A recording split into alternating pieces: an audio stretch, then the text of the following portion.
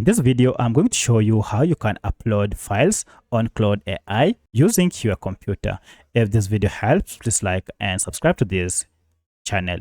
So if you wish to add an image file or even a text file such as Word or even PDF, it's pretty simple. Go ahead and open a new chat once you are logged into your Claude AI, and then go to this plus icon. So if you tap on this, we are told you can attach files, connectors, and more. So I'll tap on this and choose what I wish to add. For my case, I want to add a file or a photo. I'll go ahead and tap on it. From here, you will be redirected to your computer where you can select the image that you wish to upload on Claude AI.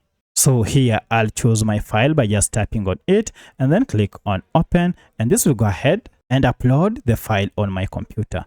From here, you can ask Claude AI either to extract information or give you details about the image. So if I ask, give me details about this image, and then generate, Claude AI will go ahead and give a detailed description of what this image is all about.